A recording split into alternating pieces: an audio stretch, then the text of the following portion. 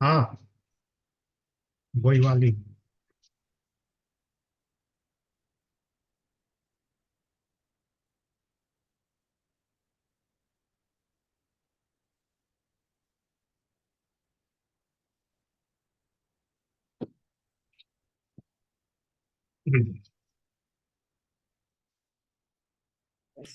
राधे राधे भैया। राधे राधे राधे। नारायण नारायण कर। राधे राधे।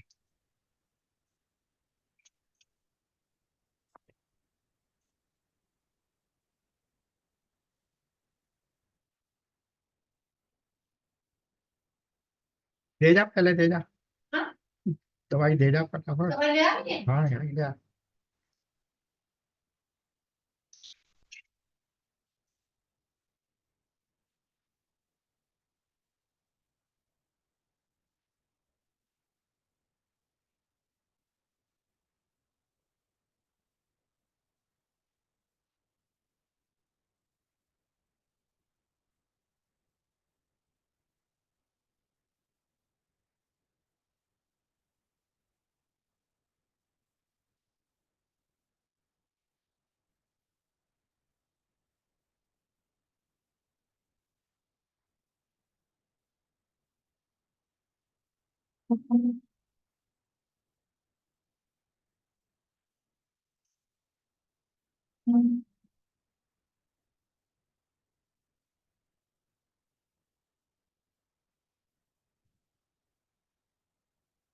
ये बोला तो नहीं। अच्छा, ऊपर की गई। ये ले।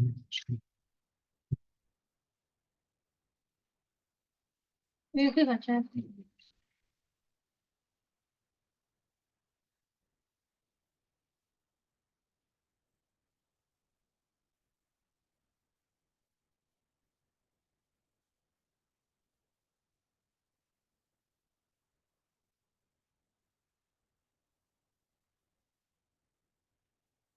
नहीं निकाल दो।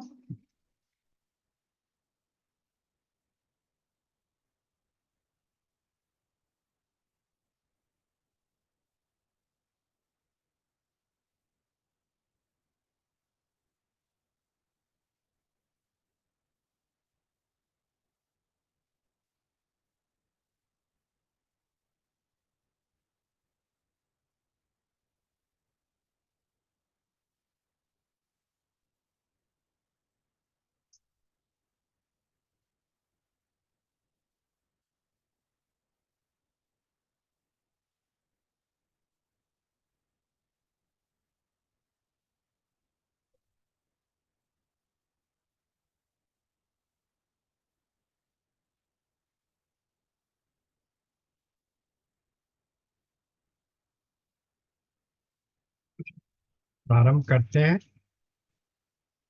सकल सुमंगल दायक रघुनायक गुणगान, सादर सुनहि ते तरहि भव सिंधु बिना जल जान। बार बार वर मांगहु हरषि देव श्री रंग, पद सरोज अन पायनी भगति सदा सतसंग। जय श्री राम।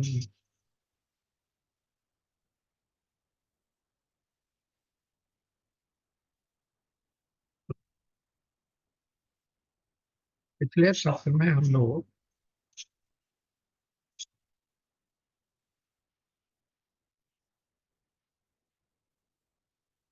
उत्तरकांड के दोहा संख्या 68 का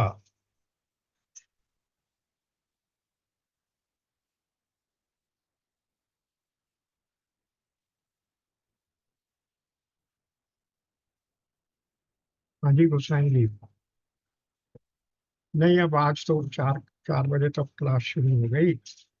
हम 5 बजे चलेंगे। ठीक है, ठीक।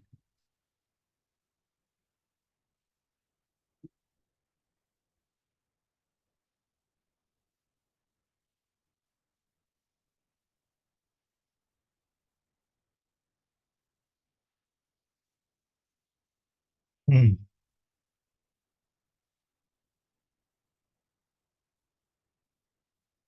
तो उसमें प्रकरण ये चल रहा है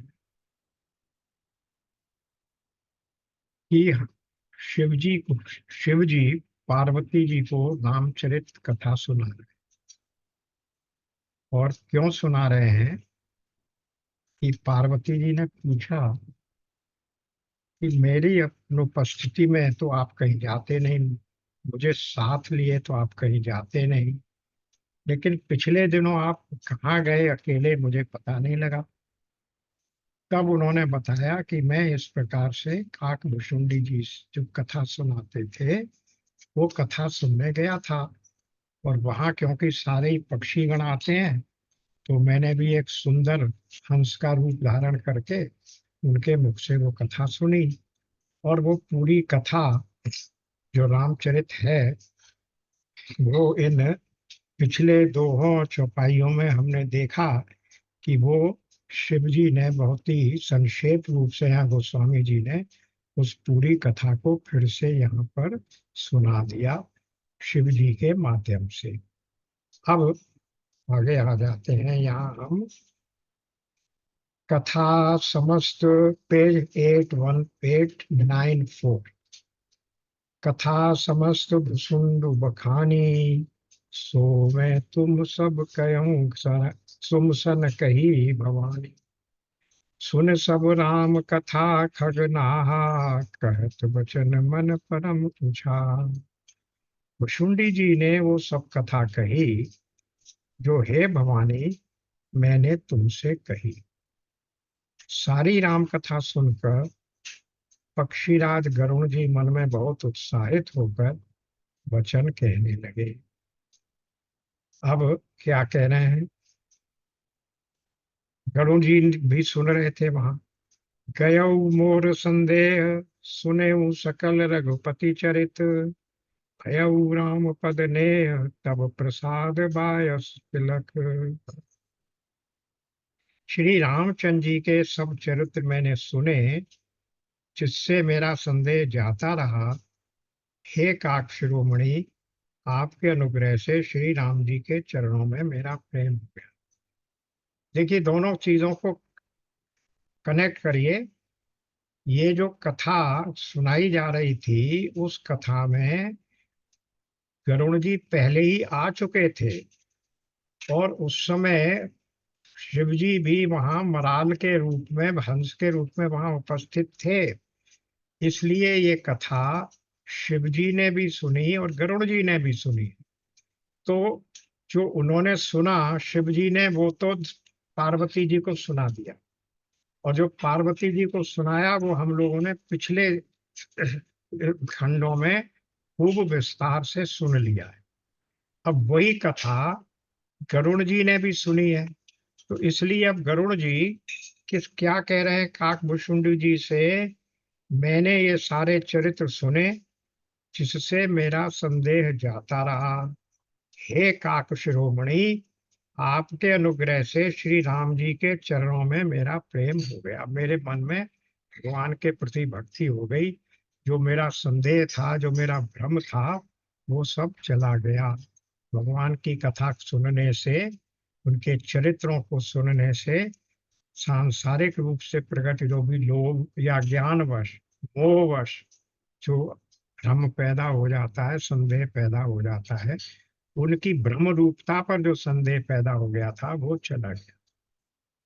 एक बात ध्यान दीजिए, बिल्कुल शुरू में जो हम लोगों ने बात कही थी कि ये राम कथा क्या बताती है। राम कथा संदेह निवारण की कथा है। संदेह क्या है कि ये जो राम जी हैं, ये क्या दशरथ पुत्र हैं या ये ब्रह्म का अवतार है। एक ही संदेह, एक ही प्रश्न है, और इस प्रश्न के करने वाले कौन है? तीन। सबसे पहला संदेह करने वाले कौन है? सती जी हैं। वो शिव जी से पूछ रही हैं कि ये कैसे ब्रह्म हो सकते हैं। दूसरा संदेह करने वाले कौन है? भरद्वाज ऋषि, जो याज्ञवल्क्य जी से पूछ रहे हैं कि क्या ये बताइए मुझे कि क्या ये वही ब्रह्म अवतार है या ये राजकुमार दशरथ कुमार राम है। और तीसरा संदेह किसको है? तीसरा संदेह गरुड़ जी को है, जो काकभूषण जी से पूछ रहे हैं। प्रश्न एक ही है, प्रश्नकर्ता तीन है, उत्तर भी एक ही है, पर उत्तरदाता भी तीन है। एक और है शिव जी, जो पार्वती जी को कथा सुना के उनके मन का भ्रम दूर करते हैं। दूसरी ओर है याज्ञवल्क्य जी, याज्ञवल्क्य ऋषि, जो भरद्वाज जी को वही कथा सुनाकर उनका भ्रम दूर करते हैं। और याज्ञवल्क्य जी जो कथा सुनाते हैं, वो कथा मूलतः वो कथा है जो शिव जी पार्वती जी को सुनाते हैं। और शिव जी कौन सी कथा सुनाते हैं? मूलतः वो कथा है जो शिव जी काकभूषण जी से सुनकर आते हैं। तो इस प्रकार दो उत्तरदाता हमने देख लिए, एक है शिव जी, एक है याज्ञवल्क्य ऋषि। और तीसरे उत्तरदाता कोई ऋषि विषि नहीं है, ना कोई देवता है, वो है काकभूषुंडी, कौवे की जाति, लेकिन वो कथा सुना रहे हैं। पर उत्तर भी वही है, तीनों सुनाने वालों का उत्तर भी वही है, तीनों प्रश्न पूछने वालों का प्रश्न भी वही है, लेकिन सुनने वाले और सुनाने वाले इस राम कथा में तीन है।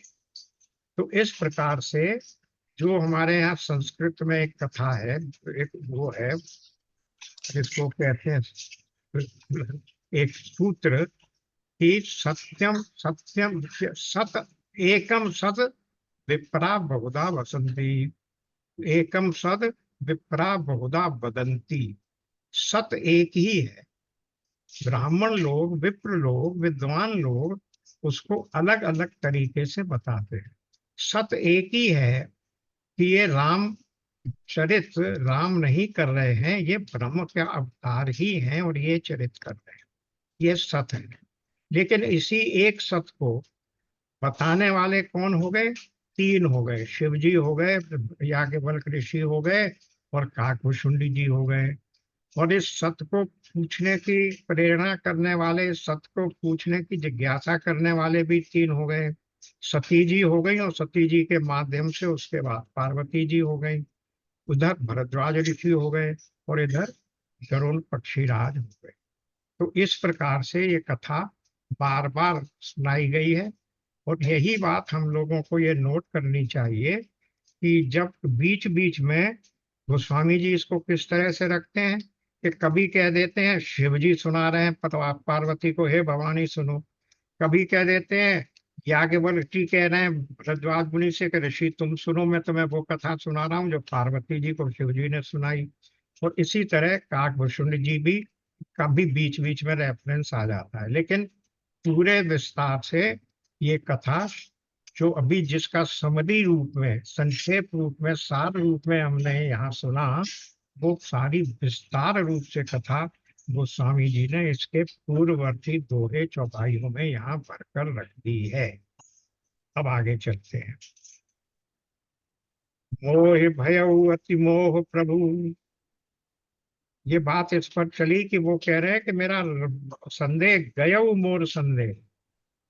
तो संदेह की ही तो संदेह निवारण की ही तो कथा है ये। यहाँ पर किसका संदेह गया?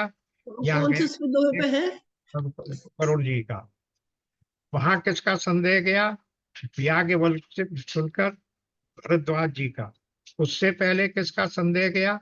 कि सती जो दूसरे अवतार में पार्वती के रूप में उत्पन्न हुई, उनका संदेह गया।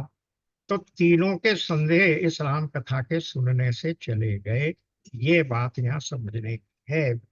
गयऊ मोर संदेह सुनेऊ, सकल रघुपति चरित, अयऊ राम पद नेह, तब प्रसाद बायस तिलक। श्री रघुनाथ जी के सब चरित्र मैंने सुने, जिससे मेरा संदेह जाता रहा। हे काक शिरोमणि, आपके अनुग्रह से श्री राम जी के चरणों में मेरा प्रेम हो गया। मोहे भयउ अति मोह, बंधन रन महु निरख, आनंद संदेव कारण कमन। कोई खैर किसी नहीं है अभी, और चेक करो। इनका है, इनका है, इनका है, इनका अरुण जी को, अगर अरुण जी को। है भैया। अग्रवाल जी अपने को म्यूट कर लीजिए, नहीं तो फिर मुझे करना पड़ेगा। ये देखो,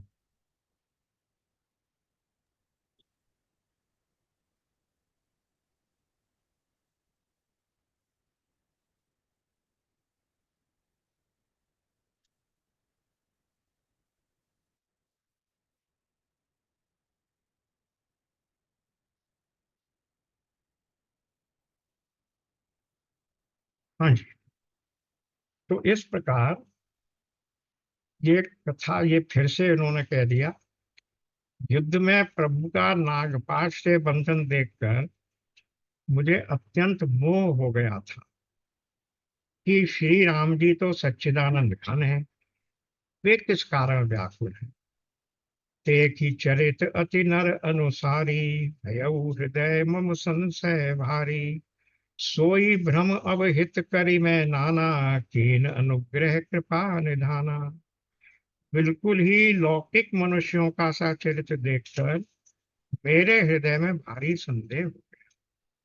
मैं अब उस भ्रम यानी संदेह को अपने लिए हित करके समझता हूँ। क्यों? ना अर्जुन को मोह होता, ना गीता हमें सुनाई पड़ती। तो अर्जुन का मोह, अर्जुन का जो विषाद योग का पहला चैप्टर है, वो हम सबके लिए वरदान है। अर्जुन का विषाद उसके लिए प्रसाद बन गया, और उसके बहाने से हम सब लोगों के लिए प्रसाद बन गया। इसी तरीके से गरुण जी कह रहे हैं कि मेरा जो मोह हुआ वो हुआ तो सही, मेरे लिए बुरा हुआ, लेकिन वो मेरे लिए और वरदान बन गया। क्योंकि ना वो मोह होता, न मैं उस मोह के निवारण के लिए शिव जी और ब्रह्मा जी से होता हुआ तुम्हारे पास आता, ना मुझे राम कथा सुनने को मिलती, और फिर ना मेरा हो जाता। तो इस मोह के निवारण के प्रयत्न में मुझे तो राम कथा सुनने को मिल गई, और अब मुझे राम जी की भक्ति प्राप्त हो गई।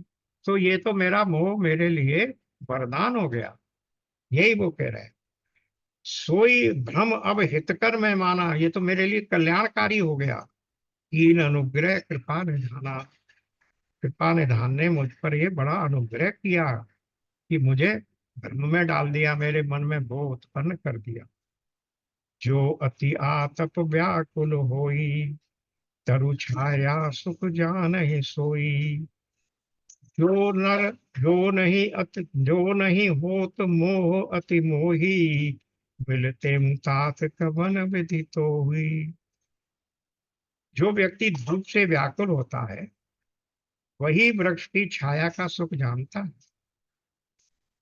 हे तात, यदि मुझे अत्यंत मोह न होता तो मैं आपसे किस प्रकार मिलता। सुनते किम हरि कथा सुहाई, अति विचित्र बहु विधि तुम गाई। निगमागम पुराण मत एहा, कहे सिद्धि मुनि नहीं संदेहा। और कैसे अत्यंत विचित्र ये सुंदर हरि कथा सुनता, जो आपने बहुत प्रकार से गाई। वेद शास्त्र और पुराणों का यही मत है, सिद्ध और मुनि भी यही कहते हैं। क्या कहते हैं? संत विशुद्ध मिलहि चर परिते ही, चित वही राम कृपा कर जेहि। राम कृपा तब दर्शन भयउ, तब प्रसाद सब संशय गयउ। शुद्ध सच्चे संत उसी को मिलते हैं जिसे श्री राम जी कृपा करके देखते हैं, यानी जिनके ऊपर राम जी की कृपा होती है। श्री राम जी की कृपा से मुझे आपके दर्शन हुए, और आपकी कृपा से मेरा संदेह चला गया।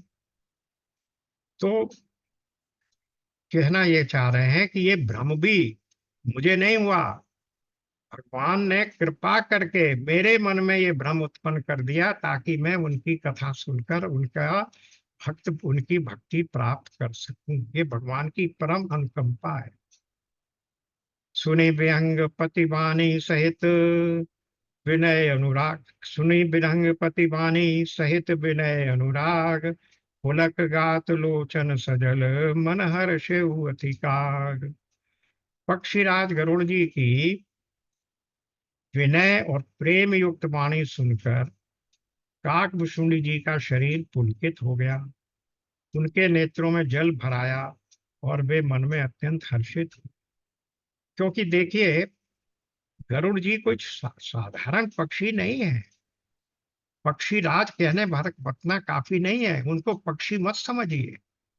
वो भगवान विष्णु के वाहन हैं, विद्वान हैं। उनके पंख जब हिलते हैं तो उनसे वेदों की ध्वनि होती है, ये हमारे पुराण कहते हैं। तो वो गरुड़ जी जैसे व्यक्ति, गरुड़ जी जैसा व्यक्तित्व जब काकभूषुंडी जैसे काक रूप में रहने वाले पक्षी को कि इस प्रकार से विनती करे, उनकी कृतज्ञता, उनके प्रति कृतज्ञता ज्ञापित करे, तो उनको तो हर्षित होना स्वाभाविक ही था।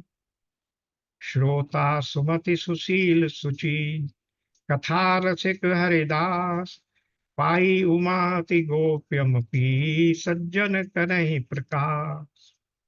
हे उमा, अब यहाँ फिर चार गुण आ रहे हैं। सुंदर बुद्धि वाले, सुशील, पवित्र कथा के प्रेमी और हरि कथा के सेवक। श्रोता को पाकर, कैसे? हरि कथा के सेवक श्रोता को पाकर। अब श्रोता में क्या गुण होने चाहिए? जिसको जिज्ञासा है, उस जिज्ञासु में क्या गुण होने चाहिए?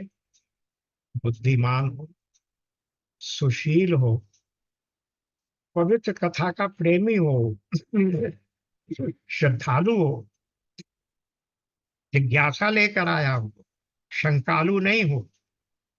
तब ऐसा सेवक, और फिर हरि का सेवक, ऐसा श्रोता जब किसी वक्ता को मिलता है, तब वो सज्जन वक्ता अपना अत्यंत से अत्यंत गोपनीय ज्ञान भी, रहस्य भी उसको प्रकट कर देते। क्योंकि श्रोता में पात्रता होनी चाहिए। श्रोता में अगर पात्रता नहीं है तो फिर वक्ता अपना गोपनीय तथ्य प्रकट नहीं करता। इसलिए श्रोता के इतने गुण बताए, तो अब प्रकट कर देते हैं। बोले काक भुसुंड बहोरी, नभगनाथ पर प्रीति न थोड़ी, सब विधि नाथ पूज्य तुम मेरे, कृपा पात रघुनायक केरे। ठीक बात है। काकभूषुंडी ने कहा पक्षी राज पर उनका प्रेम कम न था, अर्थात बहुत था। हे नाथ, आप सब प्रकार से मेरे पूज्य हैं और श्री रघुनाथ जी के कृपा पात्र हैं। तुम्हें न संशय मोह न माया, मोह पर नाथ कीनी तुम दाया, पठई मोह में से खगपति तो ही, रघुपति दीन बड़ाई मोही। देखिए, ये है विनम्रता की पराकाष्ठा। क्या कह रहे हैं, समझिए इसको। काकभूषुंडी जी क्या कह रहे हैं? देखिए, तुमको ना संदेह है ना मोह, और ना किसी प्रकार की माया तुम्हारे ऊपर है। फिर है क्या? आपने तो मुझ पर दया की है। हे पक्षीराज, मोह के बहाने श्री रघुनाथ जी ने आपको यहाँ भेजकर मुझे बढ़ाई दी कि आप जैसा व्यक्ति मुझसे कथा सुनने आएगा, इससे काकभूषुंडी को बढ़ाई मिल जाएगी। इसलिए ये भगवान की कृपा मेरे ऊपर है, और इसके लिए भगवान ने आपको निमित्त बना लिया, आपके मन में संदेह पैदा कर दिया। अन्यथा ना आपको मोह है, ना संदेह है, ना भय है। ये सब रघुनाथ जी की लीला है। आप देखेंगे पिछले बालकांड में, बालकांड के संदर्भों को बार बार याद रखना चाहिए। बड़े बड़े उसमें गूढ़ रहस्य छिपे रहते। क्या कहा पार्वती जी ने जब ये प्रश्न किया था ना, तब शिव जी ने कहा था कि तुमने राम के ब्रह्म रूप होने पर शंका की, ये बात मुझे अच्छी नहीं लगी भवानी, किंतु मैं जानता हूं कि तुम्हें मोह नहीं है, भ्रम नहीं है, संदेह नहीं है। तुम तो केवल अपनी जिज्ञासा शांत करने के लिए पूछ रहे हो। यही बात ये यहाँ कह रहे हैं कि आपको न मोह है, न माया है, न भ्रम है। आप तो केवल भगवान राम के निमित्त बनकर, भगवान की कृपा से उनके निमित्त बनकर मुझसे ये कथा सुनने आए हैं, क्योंकि भगवान आपके द्वारा मुझको कथा सुन, मेरे द्वारा आपको कथा सुनवा कर मुझे बढ़ाई देना चाहते हैं। ये भगवान की महानता है और मेरे प्रति उनकी महान अनुकंपा है। आपको न मोह था, न माया थी, न भय था। ये काकभूषुंड जी के वचन है, सुनिए कितनी विनम्रता है। तुम निज मोह कही खग साई, सो नहीं कछु अचरज गोसाई। नारद भव विरंच सतिकादि, जय मुनि नायक आत्मवादी। हे पक्षियों के स्वामी पक्षीराज, आपने अपना मोह कहा, सो हे गोसाई ये कुछ आश्चर्य नहीं है। नारद जी, शिव जी, ब्रह्मा जी और सनकादि जो आत्म तत्व के मर्मज्ञ और उसका उपदेश करने वाले श्रेष्ठ मुनि हैं, मोहन अंध कीन के ही, हो जग काम न चाव न जेही। उनमें से भी किस किस को मोह ने अंधा यानी विवेक शून्य नहीं किया। क्या अर्थ है इसका? यानी इन सभी को उदाहरण दे रहे हैं कि आप अपने मन में ये अपराध बोध मत समझिए, लघुता बोध मत लाने दीजिए कि आप इतने छोटे हो गए। ये तो बड़े बड़े जो ऋषि मुनि हैं, नारद जी जो ब्रह्मा जी के पुत्र, फिर कौन दूसरे लिखा है उन्होंने, शिव जी स्वयं भगवान शिव, ब्रह्मा जी और सनकादि। अब देखिए नारद जी के मोह की बात तो हम लोग बार बार कर चुके हैं।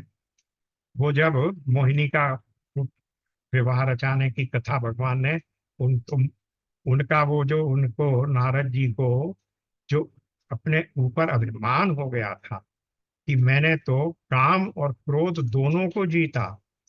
शिव जी ने तो केवल काम को जीता, लेकिन क्रोधवश उन्होंने आंखें खोलकर काम को भस्म कर दिया। तो शिव जी ने तो क्रोध को नहीं जीता, लेकिन मैंने तो काम और क्रोध दोनों को जीत लिया है। इसलिए वो अपनी कथा अपना बड़प्पन सुनाने के लिए पहले शिव जी के पास गए। शिव जी ने कहा नारद जी आपने मुझे सुना दिया है, भगवान को सुनाने मत पहुंच जाना। पर जिसके मन में ये आ जाए मोह, तो वो तो कहेगा अरे वाह इतना इतनी बड़ाई का काम किया, मैं तो शिव से भी ऊपर हूँ, क्यों नहीं सुनाऊं। वो पहुंच गए भगवान के पास। भगवान समझ गए कि अब इनके मन में अभिमान का वो अंकुर पैदा हो गया है, और अगर इसको इसी समय नष्ट नहीं कर दिया तो ये विटप वृक्ष बन जाए। इसलिए वो मोहिनी का चरित्र बना दिया गया। तो ये कह रहे हैं नारद जी को तो मोह हुआ। फिर दूसरे किसका? शिव जी का। अब शिव जी का मोह कौन सा है? शिव जी के मोह की भी बात आ चुकी है बालकांड में, कि वो पीछे पड़ गए भगवान विष्णु के कि आपने जो मोहिनी का रूप वहां रखा था, उस रूप से नारद जी जैसे जब मोहित हो गए तो वो रूप मुझे भी दिखाइए, मुझे आपके उस रूप को देखना है, मोहिनी नहीं देखनी है, मुझे आपके उस रूप को देखना है। पर जब भगवान ने उस रूप में दिखाया तो वो भी मोहित हो गए, काम वासित हो गए। तो शिव जी भी काम वासित हो गए। फिर कौन बच गया भाई? ब्रह्मा जी।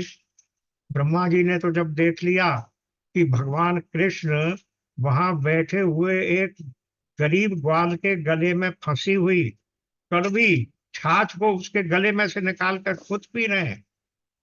ये कैसा भ्रम हो सकता है? खुद मुंह हो गया। पकड़ के ले गए, सब कुछ चुरा लिया, छिपा दिया। जितने भी वहां ग्वालों के बच्चे थे, ग्वाल बाल भगवान के साथ थे, और उनके साथ जितने बछड़े थे, सब कुछ छिपा दिए। लेकिन भगवान ने अपनी माया शक्ति से ब्रह्मा जी का मोह नहीं, उनका केवल मोह नहीं, उनका घमंड भी भंग कर दिया। तुम समझते हो कि तुम केवल सृष्टि की रचना तुम कर सकते हो? मैंने तो बिना किस किए हुए जितने बछड़े तुमने चुराए, जितने बालक तुमने चुराए, उन सबकी रचना कर दी। सबकी माँ के यहाँ वही बछड़े और वही बालक पहुंचा दिए। जब 1 साल बीत गया, तब ब्रह्मा को होश आया कि ये क्या हो रहा है। तब ब्रह्मा जी ने जाकर उनको वहां से क्या किया, उनको छोड़ा। और ब्रह्मा जी ने स्तुति की है श्रीमद् भागवत में, क्षमा मांगी है। पर एक बात भागवतकारों ने नोटिस की है, कथा का प्रकरण आ ही गया है तो मैं बताता हूँ। ये हुआ ब्रह्मा जी की का मोह, ब्रह्मा जी ने क्षमा मांगी। दूसरा प्रकरण श्रीमद् भागवत में आता है इंद्र का मोह, या उसको कहिए इंद्र का क्रोध। जब भगवान कृष्ण के कहने से ब्रजवासियों ने गोवर्धन पर्वत की पूजा करना बंद कर दिया, सॉरी, इंद्र की पूजा करना बंद कर दिया और गोवर्धन पर्वत की पूजा शुरू कर दी, तो इंद्र कुपित हो गए। और इंद्र ने वहां पर 7 दिन तक जो मेघ प्रलय की वर्षा करने आते हैं, वो मेघ वहां बरसाई।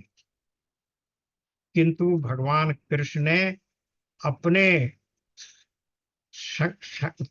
अपने सुदर्शन चक्र के माध्यम से सारे पानी को जलाकर सुखा दिया। एक बूंद उस पर्वत के नीचे नहीं गिरी, और अपनी छोटी उंगली पर उस पूरे पर्वत को ऐसे उठा लिया जैसे कोई छतरी हो। वरना उस पर्वत के तो एक एक टुकड़ा टुकड़ा गिर जाना चाहिए था, अलग अलग टुकड़े हो जाने चाहिए थे। पर्वत को एक सी नीचे से प्लास्टर किया हुआ वो थोड़ा ही था, स्टील की वो बनी हुई थोड़ी थी, बीम थोड़ी थी, पर्वत था, उसके टुकड़े गिर जाने चाहिए थे। वो भी भगवान की माया थी। जब उसने देखा कि 7 दिन में यहाँ तो कुछ नहीं हो रहा है, तब वो आया, उसने क्षमा मांगी। पर अंतर देखिए, जो भागवतकार बताते हैं अंतर, भगवान कृष्ण ने इंद्र को क्षमा कर दिया, जैसा कि वहां लिखा है। किंतु ब्रह्मा जी को क्षमा नहीं किया है भागवत में। क्यों? वहां लिखा है कि ब्रह्मा जी आए और ब्रह्मा जी ने उनकी परिक्रमा की प्रदक्षिणा करके वो भगवान से कह के चले गए, लेकिन भगवान ने एक भी शब्द उनकी सांत्वना के लिए नहीं कहा, जबकि इंद्र को संतुष्टि दे दी, स्वीकारोक्ति दे दी। ऐसा क्यों? इसका कारण जो भागवत के विद्वानों ने निकाला वो ये है कि भगवान अपने प्रति किए गए किसी भी क्रोध को, किसी भी प्रकार के किए गए किसी भी द्वेष को क्षमा कर सकते हैं। लेकिन जो व्यक्ति मुझे मेरे भक्तों से दूर दूर करा दे, मेरे भक्तों से मेरा वियोग करा दे, उसको क्षमा नहीं किया जा सकता। मैं ये स्वीकार नहीं कर सकता कि मुझे मेरे भक्तों से दूर कर दिया तुमने 1 साल के लिए, तुम क्षमा के योग्य नहीं। ये है भगवान की शाली, ये है भगवान का भक्त के प्रति मोह। इसीलिए भगवान को बार बार बोलो भक्त वत्सल भगवान की जय, कैसा बोल। ये है भक्त वत्सल भगवान की भक्त वत्सलता। ब्रह्मा को क्षमा नहीं किया, इंद्र को क्षमा कर दिया जो उनके ऊपर और ब्रजवासियों के ऊपर इतना क्रोध करके आया था, लेकिन उसने भगवान को भक्त से अलग तो नहीं किया था, इसलिए ब्रह्मा को क्षमा नहीं मिली। तो ये हुआ ब्रह्मा जी का मोह। अब तीसरा एक और मोह है, सनकादि। आप में से कोई बताइए सनकादि का मोह क्या है? वो भी रामचरितमानस में ही है, भागवत में नहीं है।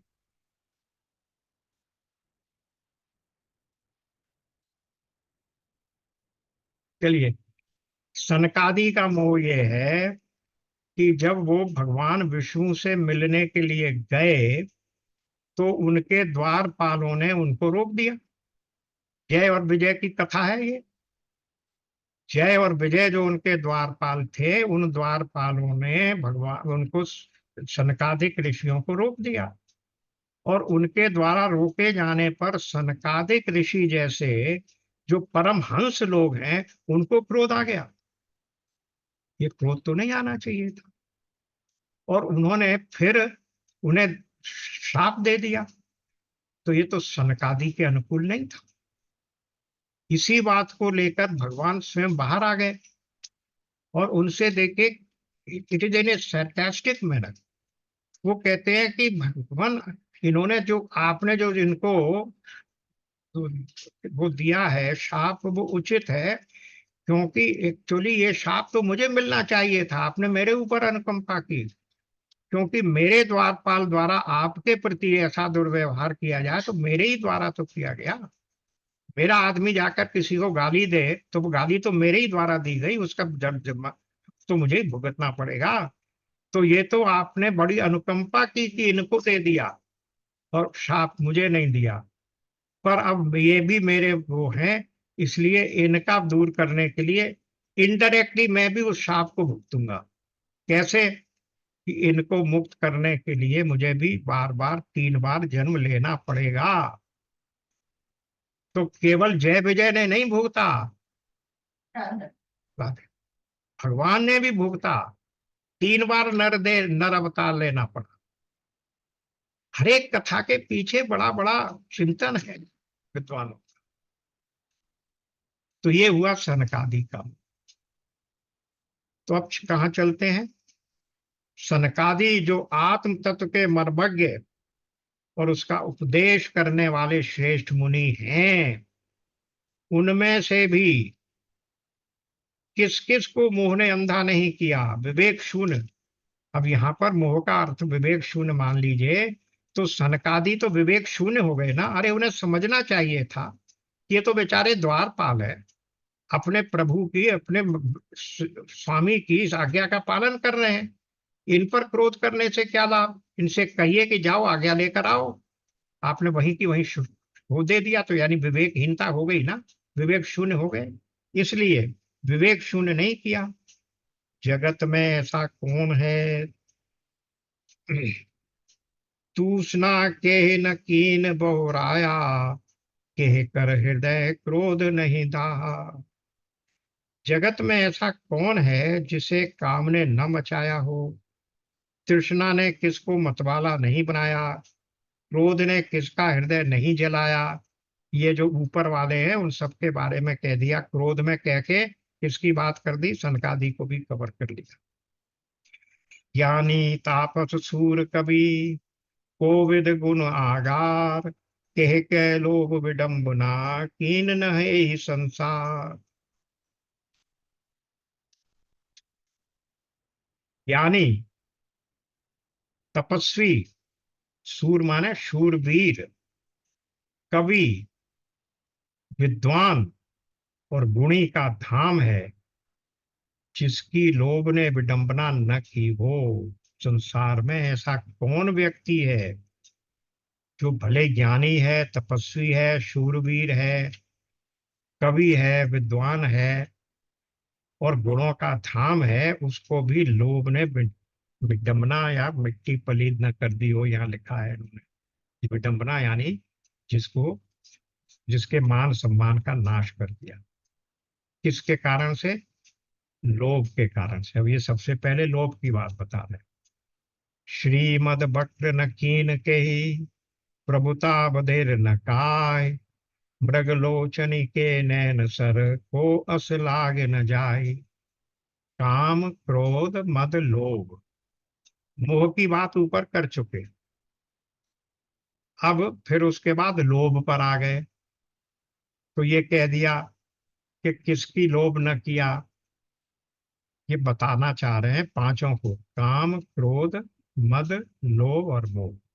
तो सबसे ऊपर बात कर दी, किस बात की कर दी उन्होंने? मोह की। किस किस को मोह ने अंधा नहीं किया, इसलिए आप चिंता मत करिए।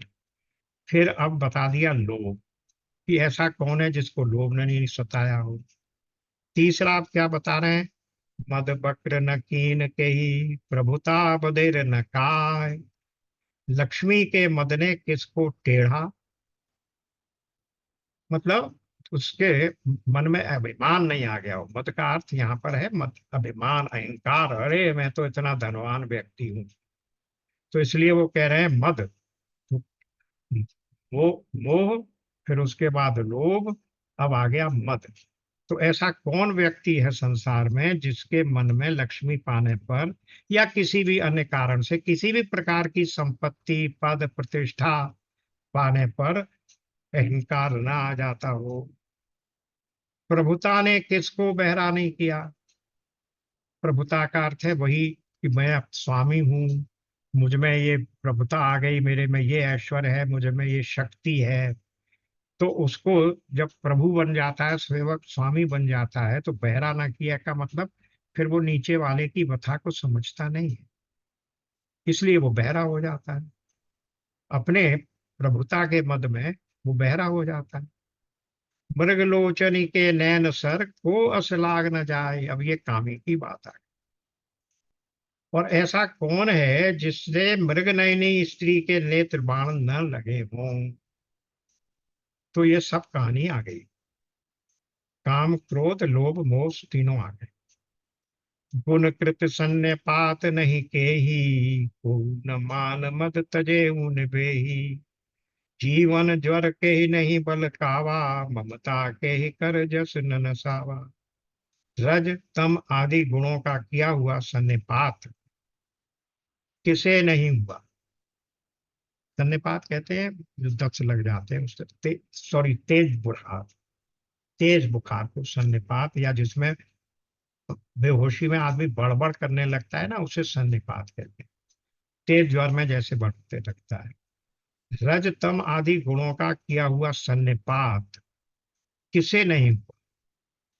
ऐसा कोई नहीं है जिसे मान और मद ने अछूता छोड़ा, यौवन के ज्वर ने जिसे आपे से बाहर नहीं किया हो, ममता ने किसके यश का नाश नहीं किया। ममता के कारण बहुत से लोग अपने यश का नाश कर लेते हैं। मेरा पुत्र है, भले ही इसने कुछ भी पाप किया है, मैं इसे बचाऊंगा। तो इस प्रकार से वो आदमी अपने यश का नाश कर लेता है। मच्छर काहे कलंक न लावा, काहे न सो समीर डोलावा। चिंता सांपिनी को नहीं खाया, को जग जाए न व्यापी माया। मच्छर का अर्थ है यहाँ पर मत्सर, ईर्ष्या। अभी वो ऊपर मैं कह रहा था ना कि ये सब जितने काम क्रोध मद लोभ मोह ईर्ष्या, ये जो है षड रिपु, इन्हीं की बात करते हैं। मत्सर ने, ईर्ष्या ने किसको कलंक नहीं लगाया। शोक, शोक रूपी पवन ने किसे नहीं हिला दिया।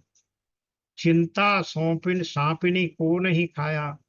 और फिर जिसको चिंता लगी, जिस यानी मानव जीवन की जो मानवीय दुर्बलताएं हैं, इन षड ऋतुओं के अतिरिक्त, वो सबका ही जिक्र यहाँ पर भगवान कर रहे हैं। वो गोस्वामी जी कर रहे हैं किसके माध्यम से, काकभूषुणी जी के माध्यम से, कि चिंता रूपी सांपनी किसे नहीं खा रही है। सबके मन में चिंता लगी हुई है। जगत में ऐसा कौन है जिसे माया न व्यापी हो। कीट मनोरथ दारु शरीरा, जेन लाग गुण को असुधीरा। सुत बित लोक ईद ना तीनी, सॉरी सुत बित लोक ईश ना तीनी। कह के मति इन कृत न मलिनी। मनोरथ कीड़ा है, मनोरथ का मतलब कामना, या ये मुझे मिल जाए, मनोरथ मन मानना। शरीर लकड़ी है। ऐसा धैर्यवान कौन है जिसके शरीर में ये कीड़ा न लगा। अब देखिए, कीड़ा कब का है, किस में लगेगा, लकड़ी में लगेगा। इसलिए अगर कीड़े की उपमा देनी है तो इसलिए शरीर की उपमा लकड़ी से दी गई। तो शरीर रूपी लकड़ी में ये मनोरथ रूपी कीड़ा लगता है, ये कहना चाहते हैं। मनोरथ का अर्थ है मेरी कामनाएं, इच्छाएं। गीता के दूसरे अध्याय का 62 एंड 63rd श्लोक, 62 और 63 याद कर लीजिए। तो ये कामनाएं किसको नहीं, चिंताएं किसको नहीं खाती हैं? और जिसे माया न व्यापी हो, सबको फिर चिंता लग जाती है, फिर माया व्यापती है। कीट मनोरथ की दारू, आ गया। मनोरथ कीड़ा है, शरीर लकड़ी है। ऐसा धैर्यवान कौन है जिसके शरीर में एक कीड़ा न लगे? हर व्यक्ति किसी ना किसी मनोरथ को पूरा करने में लगा हुआ है। सुत वित लोक ईशना तीनी, के मति इन कृत न मलिनी। ये तीनों ईषणाएं भी गिना दी यहाँ।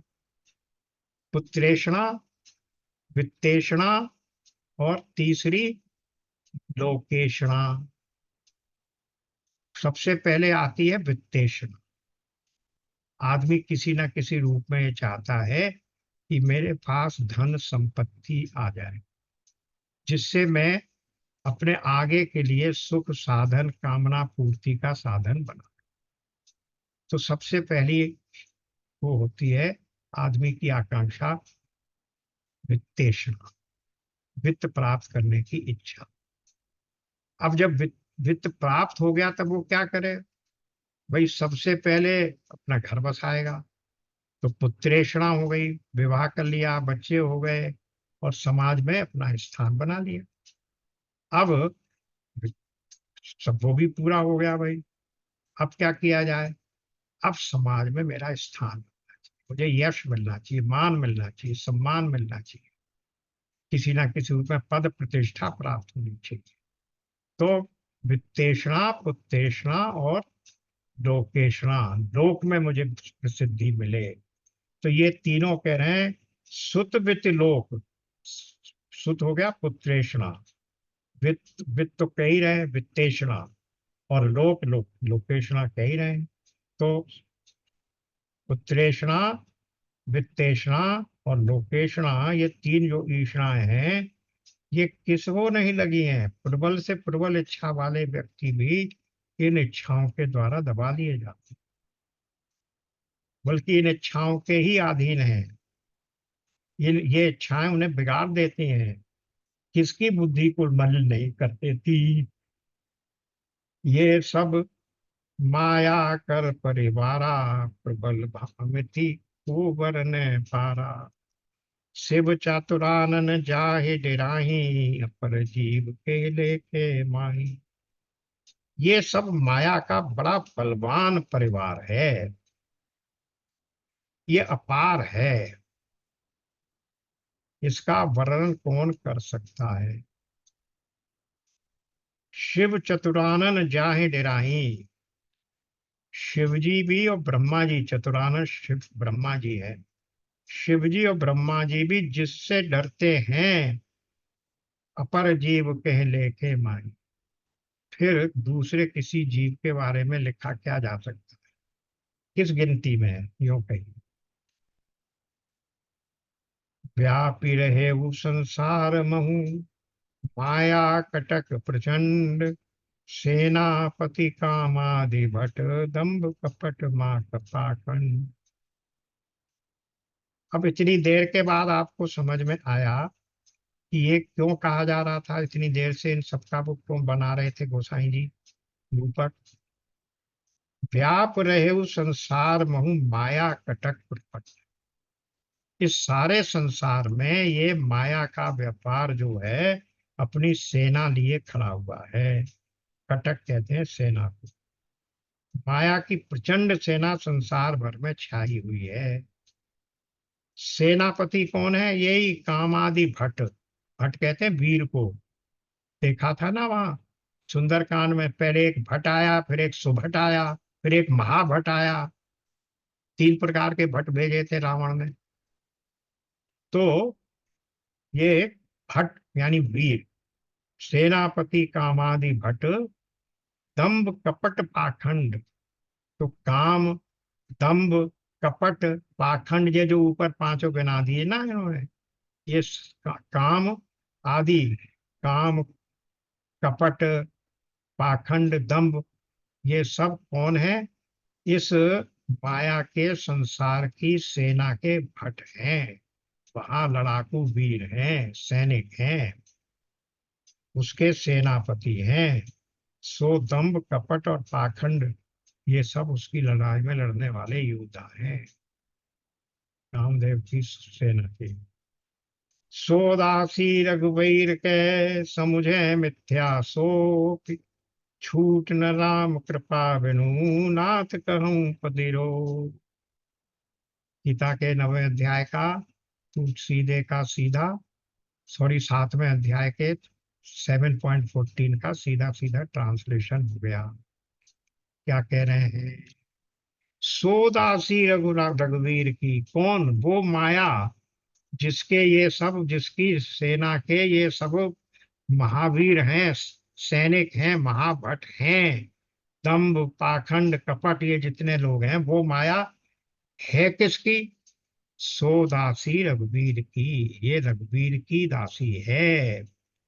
दो जगह गीता में भगवान ने कहा मम माया दुरत्यया,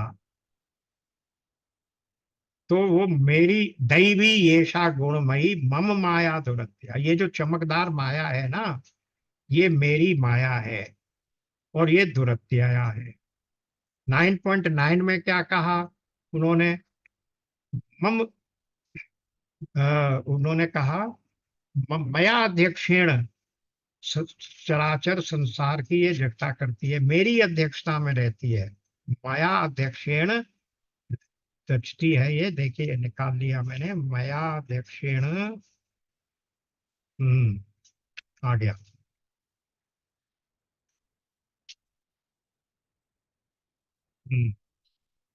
कहाँ गया? 9 या मया अध्यक्षेण 9 आ गया। मया अध्यक्षेण प्रकृति सूयते सचराचरम, ये मेरी अध्यक्षता में काम करती है। ये माया, प्रकृति और माया पर्यायवाची है, ये हम लोग बार बार समझ चुके हैं। माया, अविद्या, अज्ञान और प्रकृति, ये सब पर्यायवाची हैं, दे आर रिप्लेसेबल वर्ड्स। तो ये क्या है? प्रकृति जब कह दिया तो माया हो गई।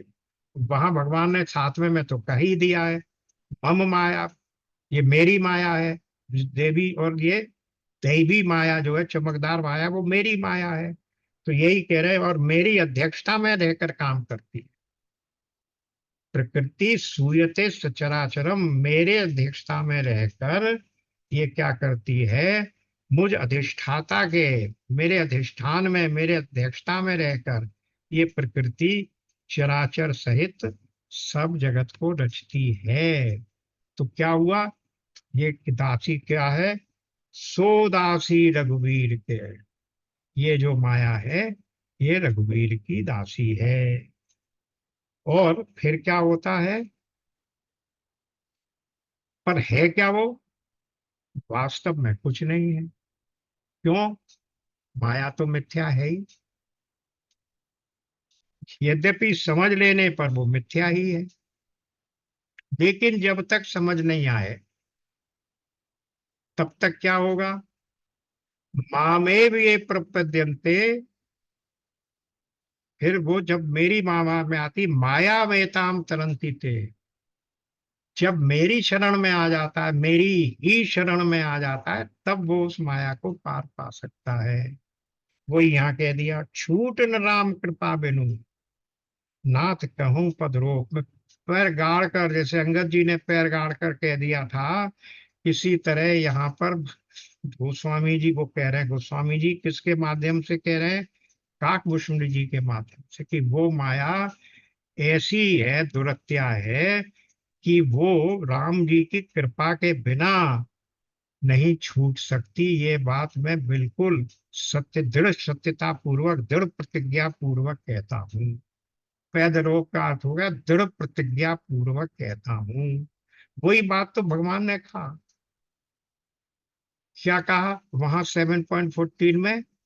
वामेव ये प्रपद्यन्ते, जो मेरी ही शरण में आ जाते हैं, उनकी शरण में आए बिना भगवान की कृपा कहाँ होगी।